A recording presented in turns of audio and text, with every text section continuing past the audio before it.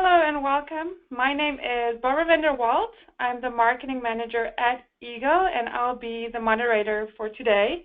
We are proud to host this webinar series in conjunction with CABA, and today is the final part of our three-part series, BAS and CMMS integration, with a focus on energy management systems for smarter building management. I'd like to encourage you to watch part 1 and 2 if this is the first time you're joining us today. And in today's, we will focus on the topics BAS and EMS overview, an example of EMS architecture, EMS capabilities, energy analysis, fault analysis. We'll then cover the summary and have questions. Before I introduce our two presenters, I would like to remind you that there will be an opportunity for questions at the end. Feel free to use your GoToWebinar panel to ask questions along the way. So, without further ado, I would like to introduce our Eagle representative, Harry Kohol, a lifetime member and past president of Wisconsin Associates of Computer Crime Investigators. He has been in the IT and IT consulting for over 35 years, starting in the U.S. Air Force. Harry has joined Eagle Technology in June of 2006 and is currently the Vice President of Business Development. Eagle produces solutions which aid facilities, asset lifecycle, and energy management in medium to large-size organizations. These solutions all interface to building automation systems. Thank you, Harry, for joining us today. Our special guest and industry expert, Ashraf has a strong engineering and building automation background, and he is currently the president of AFDteck. After working over 2 decades at Johnson Control, a major player in building management system industry. AFDteck is a division of Fastech International, Inc., providing integration solutions for building management systems and develops unique system integration solutions. Thank you, Ashraf, for taking the time today to share your knowledge and experience with our attendees. Okay, good morning. Hi, good morning, everyone, and thank you, Barbara, for the introduction. I'm not sure about the experience or knowledge level of all the attendees, so if I say something which you already know, please excuse me. And if there are questions, as Barbara said, please hold them for the end, and Harry and I will try to answer them. A very quick overview of what BAS, or what's popularly known as the Building Automation System. They typically are for real-time control. They're providing automation of the monitoring, which is typically status and alarm of the various equipment in a building, like mechanical equipment, lighting, and so on.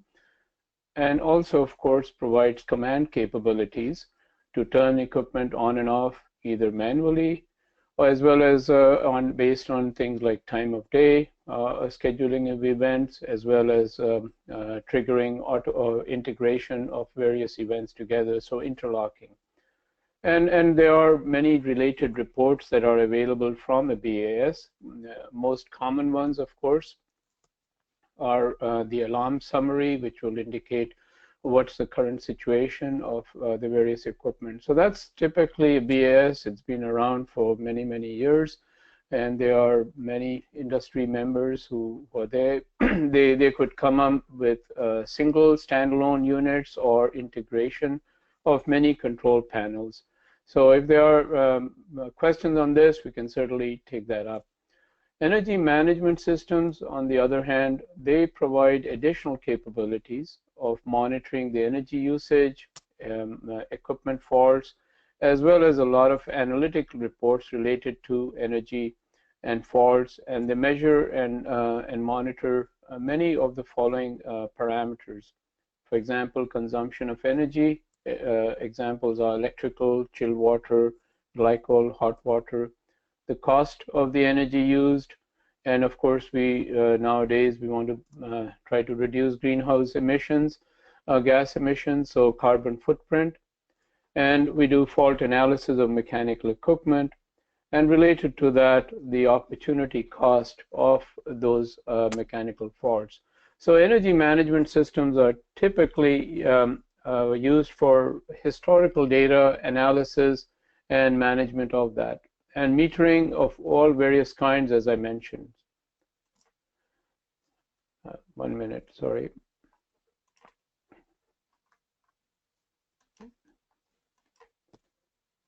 Here's an example of a EMS. Over time, building automation systems and energy management systems, in many cases, they've been kind of being offered as one product.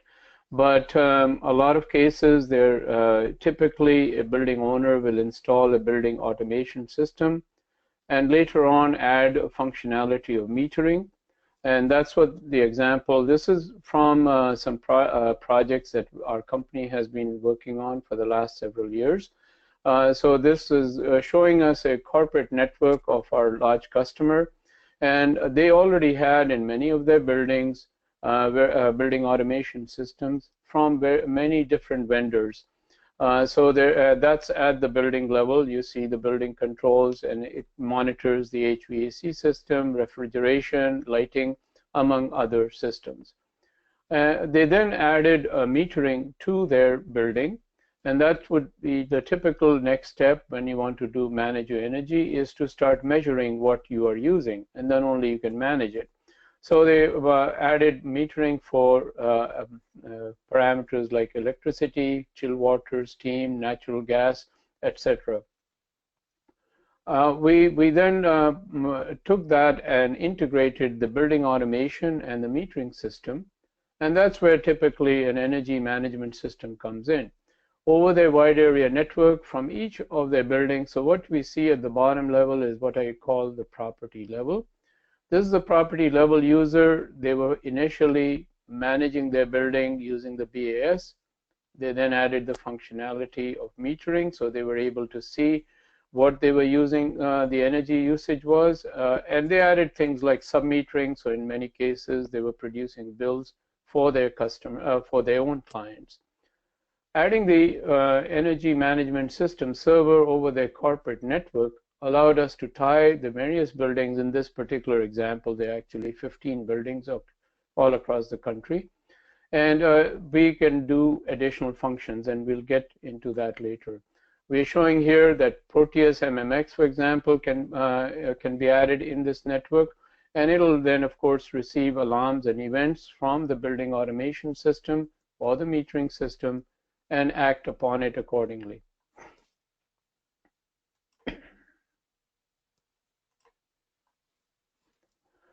The solution that we were displaying in the earlier slide, it has the following capabilities at the enterprise and property levels. At the enterprise level, it's doing energy data gathering and analysis for the equipment we're monitoring, and that includes major HVAC equipment like chillers, air handlers, fans, boilers. The lighting, there's a lighting system integrated, and the metering system was monitoring the demand and consumption for the lighting load, both the lighting as well as the receptacle load. BTU meters were there for chill water, hot water, etc. Even monitoring the elevator and escalator, so the usage of that over time of day, they could analyze that. And on the tenant level, energy consumption and costing. And again, this was used, of course, we're doing lights and fan receptacles. And one of the purpose of this was to share with their tenants. These are large commercial buildings, multi-tenant, and they could share with their tenants as to their usage depending on time of day and so on, and make them part of their green strategies so the customers, the clients can also try to manage the energy. The user interface deliverables that we have, and these are typical of various energy management systems, so I won't specifically talk about the product we use, but you can probably get these features on many different energy management systems, or it can be implemented on them. So the top level is, of course, dashboards that can provide you drill down summarization of energy usage. In this case, we were looking at it from a floor level, tenant, mechanical, various different slices of the energy usage, and you can then analyze that. And fault reports. We'll get into that further. The key features of energy analysis that we want to focus on was to report on the 3 C's, which is the consumption of energy. In this case, we're giving the example of electrical, so that's kilowatt hours, or the demand, the cost per building and per tenant per floor. And that, of course, is used for benchmarking purposes. You can then compare your building, or in this case, if there were 12 buildings for this particular customer, they can compare one building with the next and see which one was more efficient and which required improvements. We were, of course, comparing the current HVAC energy usage with weather-adjusted energy usage from a particular base year. And again, this would help them in their retrofit efforts, so they can, and also apply for various incentives depending on the jurisdiction you're in. Where we were, the local utility company was offering many incentives to our customer, and based on the weather-adjusted data and the retrofit efforts they did, they actually were able to fund a big part of this project using the funds that they got. For diagnostic detection and diagnostic features, provided continuous monitoring of the mechanical equipment, and we generated a real-time list of faults that is prioritized by the monetize. And that's the key thing, is we were monetizing the effect of each of the faults. Not all faults could be measured in dollars, but at least those which we could specifically say that if this equipment is not fixed, it'll cost you so many dollars in extra energy over the year. So that allows them to prioritize what equipment they should focus on fixing first. The rules for fault detection and diagnostics may be monitored and adjusted. In our case, this particular, you look at it, you define the rules. You start off by English language rules, and then of course they're implemented on the specific platform you have for that particular EMS. And over time, you can adjust that, so change the rules as you get experience with it. The energy analysis features, we had several different views, and again, this is typical. You can slice and dice the views based on your particular requirement, your preferences.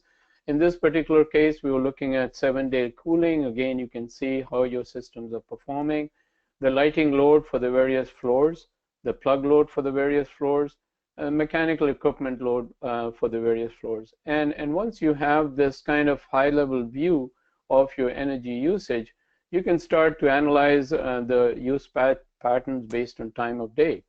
And of course, ask questions like, why are both boilers and heat pump on at the same time? These are the things which, they are there in the building automation system. We know that equipment is running, but we don't always see them at a higher level and detect that kind of a fault. We just normally tracking alarms and so on, that the boiler was asked to go on, or a particular fan was asked to go on and did not go on. But at a higher level, where you want to look at equipment, boilers and heat pumps and other things, why are they working together, when maybe by design you don't want them to be on at the same time. You can look at things like, why are some floors not showing any drop-off in lights and fan or receptacle usage for nights and weekends? If tenants say that most of the people leave the floor at 6 p.m., well, you'd expect that things should drop off. And if the energy usage is still on at midnight or after, something is wrong and should be looked at. These are the kinds of things that you can observe, analyze, and then make corrections. Here's an example of a lighting view that we had for a high-rise. This is a 36-story building, so we divided it into 3 parts, basically: high-rise, mid-rise, and low-rise, so that you don't get too many lines of data. And you can see each floor was given its own color.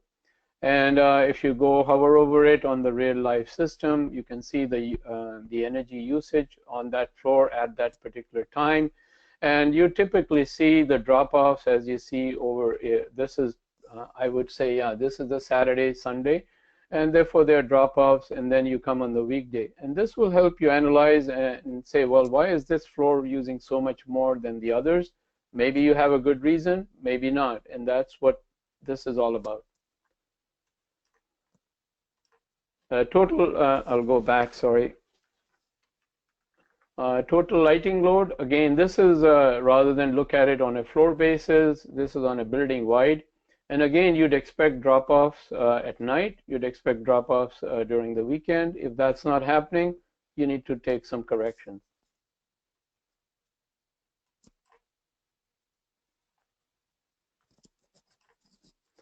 Individual floor lighting, again, you can go drill down into this system and look at a particular floor and look at it, how it performs through the day. Again, these are just example views, and I'll quickly go through them. Maybe you'll have some questions on them later on.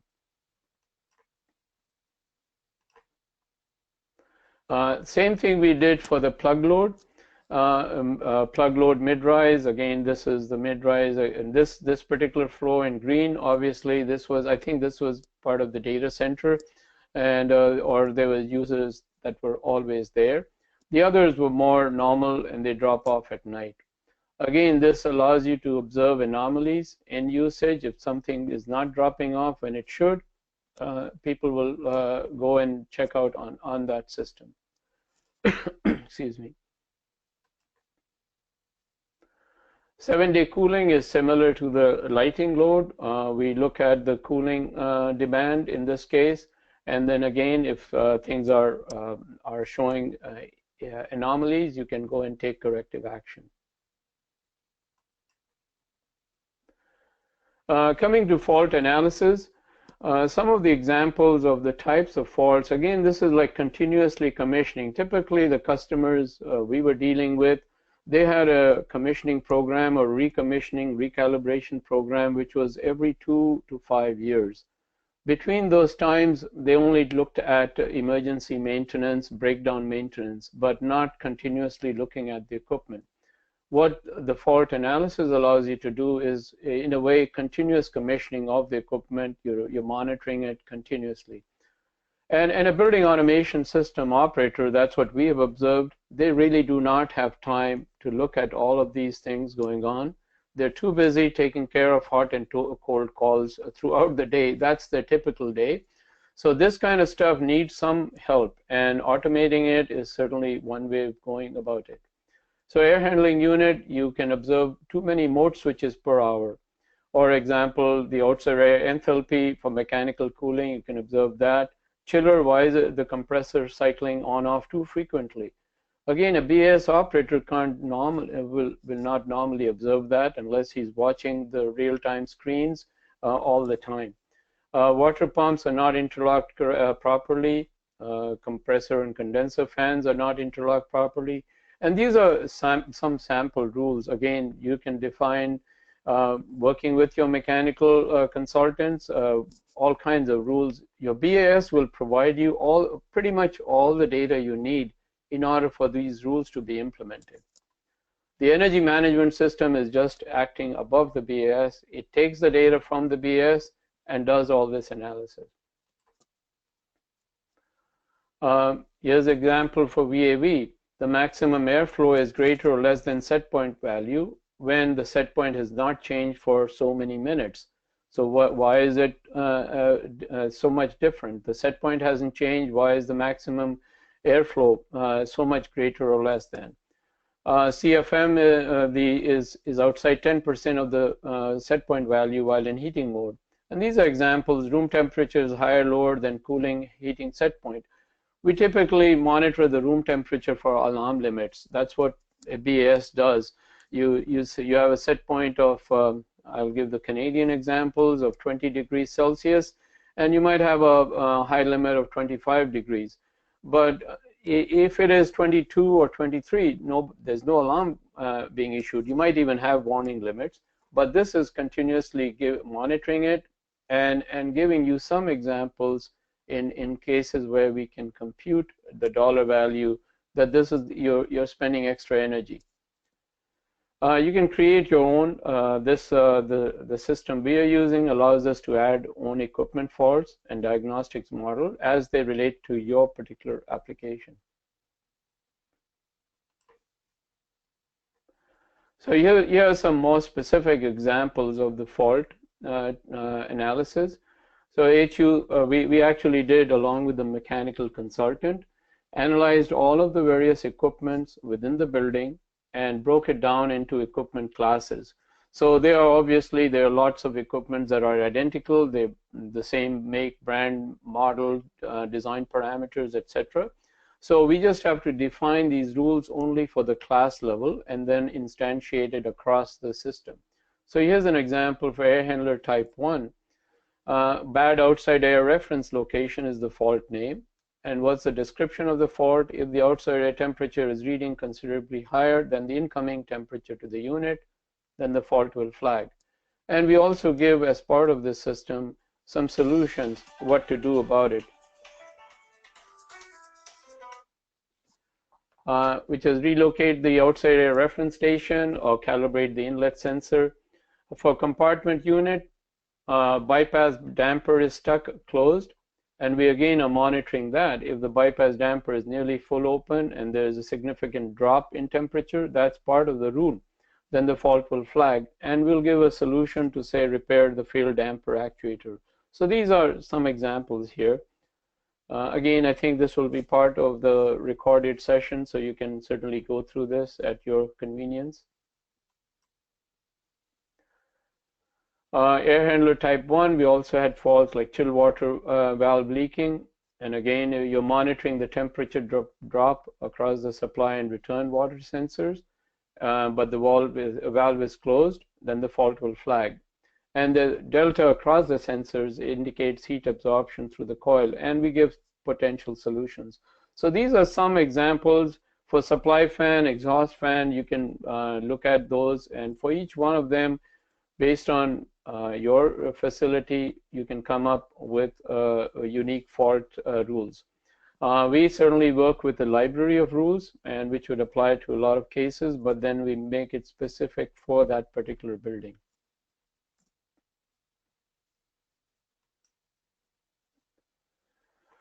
Based on what we've implemented on our customers using energy analysis and fault analysis, we expected a conservative savings of about 10% per annum of the energy cost. And I always put this in bold because initially they implemented it, but they didn't pay much attention to all the data that was coming in, or they didn't do the required actions. Well, then they got 0% savings, or they will get.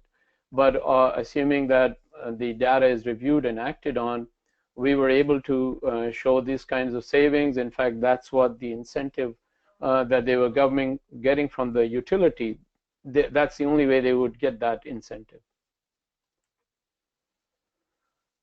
In addition to reduction in energy costs, there's a mean time to repair, because the sooner you find out about an equipment that is going to go into failure mode, the faster you'll be able to plan fixing it. And this is where I think there'll be a lot of integration with products like the CMMS products from Eagle Technologies, where you can prepare your work orders, etc. In fact, we've linked our fault alarms to work orders, so that will allow us to kick a CMMS like Eagle to generate the required work order for fixing something.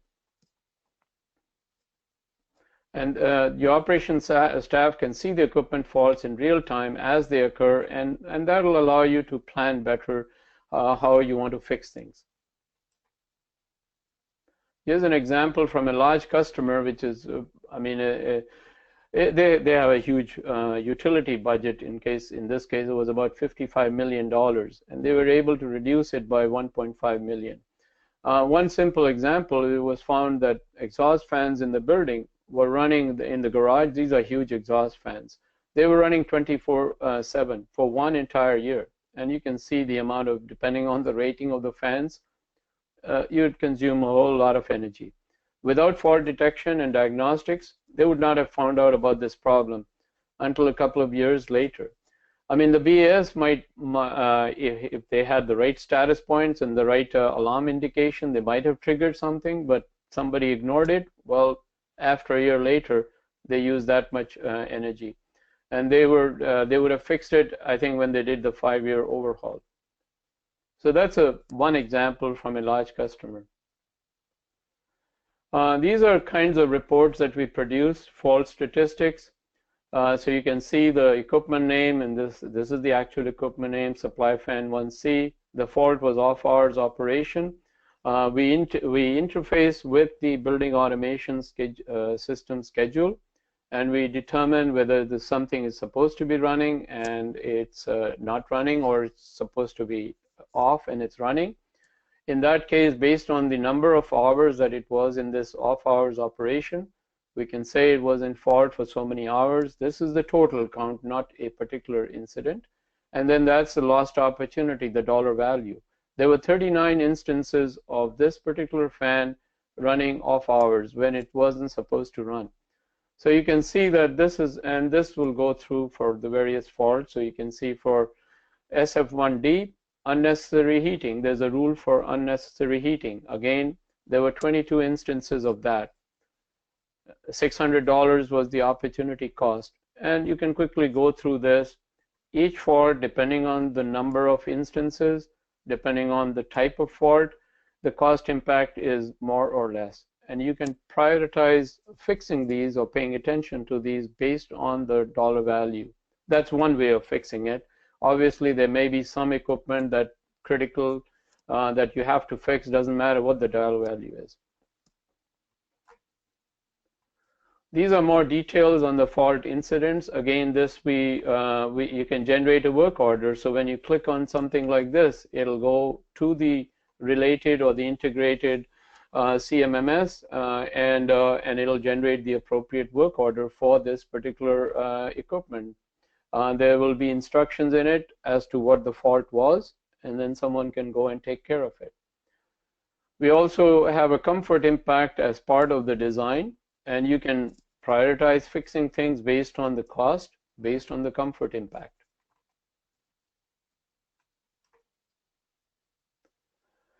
In many cases, as we said at the start, energy management systems and BAS, they're kind of trending to merging the functionality together.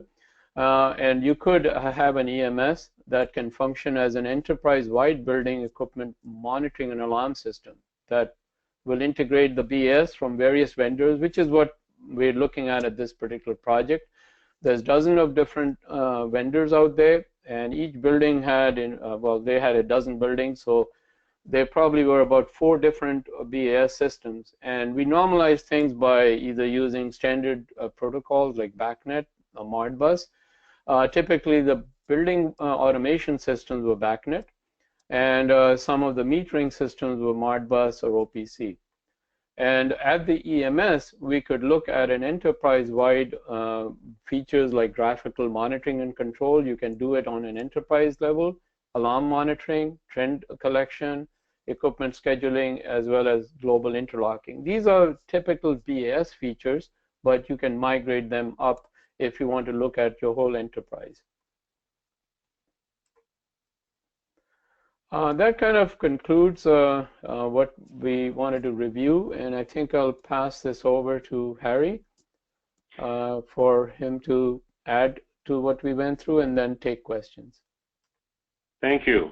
You know, a very important point for the audience is that every dollar that can be saved in energy costs would require an increase of $4 in sales to obtain the bottom line savings. So it's critical for organizations to think in terms of cost savings when it comes to energy. A couple of examples I've experienced in working with clients, we had one high-rise building in Chicago where they had set points that were fighting against each other, costing them $75,000 a month in energy costs, excessive. We've had other situations where I've experienced a not-for-profit organization not managing their peak utilization and costing them $16,000 a year in energy costs in excessive peak utilization that could be avoided. So energy monitoring, you know, it's not a new topic, but it's a critical topic in terms of competitiveness in the global world and something not to lose sight of. And today's tools make it easier to manage and to monitor and to take action to fix the issues that are facing organizations in terms of energy use. So I appreciate all the work that you've done on this presentation, and I think we're ready. If anybody in the audience has any questions, we'll take some questions now.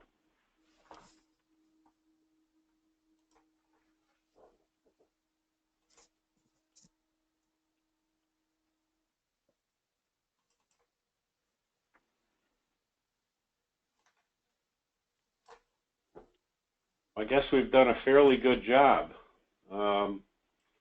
We've got a full audience yet. Anybody have any questions? Please type them in. We'll be happy to answer them.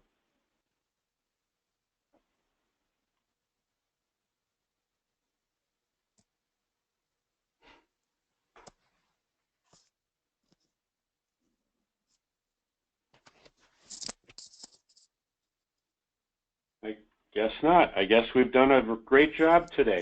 Yeah, maybe they can send in questions later on after looking at the presentation. Our contact information is there on the presentation slides. Thank everyone in the audience for their attention today. We appreciate it, and we look forward to a future webinar. We'll let you know what the topic is, and again, hopefully this was well worth your time. We appreciate it, and thank you very much. Thank you. Yeah.